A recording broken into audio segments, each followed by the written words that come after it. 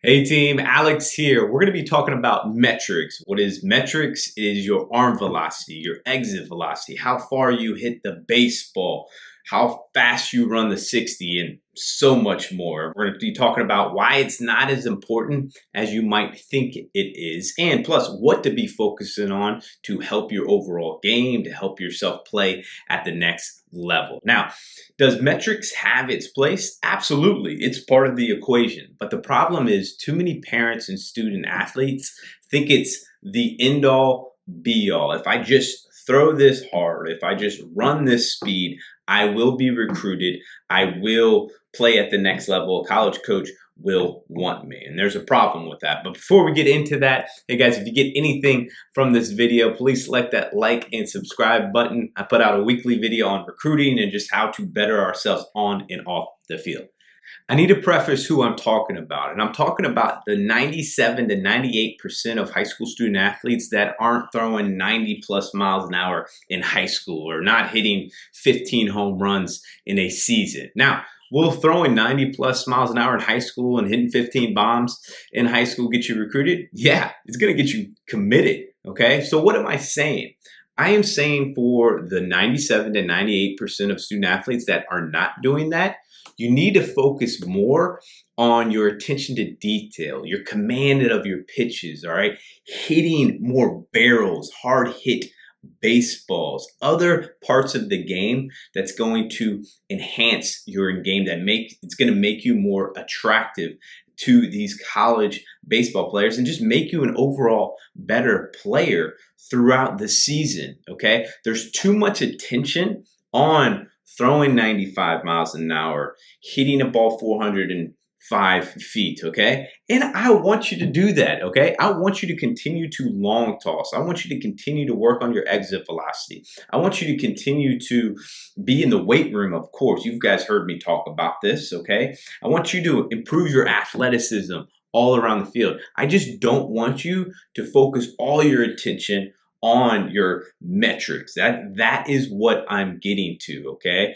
Because it's just too much of this is going around, of course, in my opinion, and not enough about the game of what's going to make you a good baseball player. Again, all those attention to details. Now, is it possible to be successful, okay, of not throwing 90 miles an hour or not hitting, an exit velocity of 98 to 105 miles an hour? It is. We're going to get into that right now.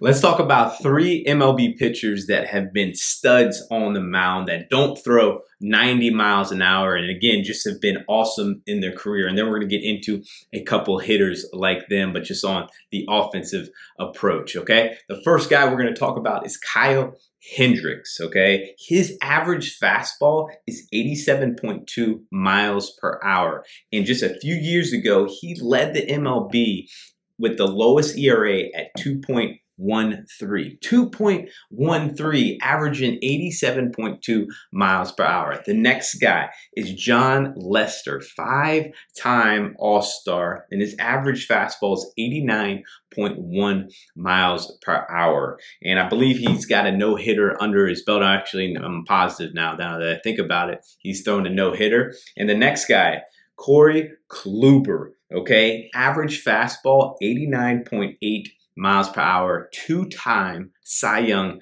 winner, and just threw a no-hitter recently as we in the 2021 season, okay? What do these guys have in common? Obviously, they don't throw 90 plus miles an hour consistently, okay? But they have feel for their pitches. They are craftsmen on the mound, right? They can throw the breaking ball whenever they want. 2-0 counts, 2-1 counts, 3-1 counts.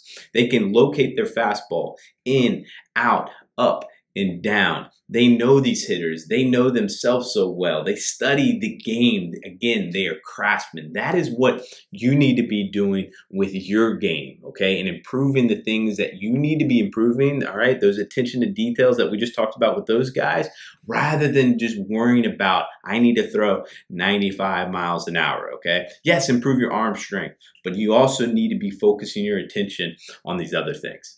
Now let's talk about two MLB hitters that are outstanding and aren't the biggest guys in the world, that don't have crazy exit velocity numbers. The first one is Michael Brantley, a silver slugger that is hitting 350 as of this time of this recording, and his average exit velocity is 89.3 miles per hour. Okay, hey, that's not talked about much. You kind of see this on Perfect Game and PBR. Again, and this is more related to the high school level, is hey, continue to get your exit velocity as much as you possibly can. And what's this creating? Bad swings, okay? Hey, there is a place for those guys, obviously, that has huge exit velocity numbers, that hits a lot of home runs. But usually there's a correlation with that, big swing and misses, okay? There's a give and take for that. You need to understand who you are. If you're not that guy, you need to be more like a Michael Brantley and a Daniel Murphy, which we're about to talk about. But the thing is with Michael Brantley and Daniel Murphy, frankly, is they don't miss pitches, okay? They have quality at bats, and hey, they get on base and they score runs. That is the name of the game. You need to score runs in order to win this game. Now, speaking on getting base, you need to be good on the bases. You need to be a good base runner. This goes back to attention to detail. You need to understand how you are as a base runner, where you need to improve, understand the pitcher, understand the catcher during games, so you can enhance yourself, and your team, more importantly, so you can win games. Okay, that is what we do this for. We're here to win games, and how we do it are these little things. It isn't your exit velocity, okay? And again, there is a place for those guys, but if it's not you, don't focus on that too much, and try to improve it, but focus on these other things as well. Now, Daniel Murphy, a two-time Silver Slugger. Okay, I'm biased to this guy because I know him and he went to my alma mater, but his average exit velocity is 89.6 miles per hour, and he's very similar to Michael Brantley. He has quality at bats. He does not miss pitches. He barrels up balls. He's a doubles machine. Michael Brantley is also a doubles machine. That is what you're looking for. Hard hit baseballs, okay? And how do you work on that? Is off the tee with quality swings, front toss, as much BP as you can, having better focus in the box, things like that, okay? But if you're too focused on, hey, again, these exit velocities and all these metrics, you're not focused on the right things. And again, I'm not taking anything away from metrics, because again, it does have its place, but don't be so overly attuned to those things as we move forward, okay? So what can you be focused on? We mentioned it, a lot of those things, but hey, focus on your athleticism. Focus on your physicality. I do want you in the weight room. I think it's really big that you are in the weight room to get bigger and stronger. That helps your metrics, okay? This will help your metrics, but I don't want you to get so big that you're losing mobility, especially for pitchers and things like that. If you have any questions about workouts and things like that, let me know. I can send some stuff to you. But this, your athleticism, your smoothness, okay? Doing skill work is huge. Again, skill work isn't on your metric side. Skill work is your hands in the middle infield, your catcher's footwork, or skill work on the mound, all right? How's your delivery? How's your motion as you go to help you with your command? Focus on those things as well as your metrics. I'm not telling you not to focus on them, but just don't focus on them as much. Hey, hope you got something from this video. And if you did, please select that like and subscribe button. I put out a weekly video, and I'll see you in the next one.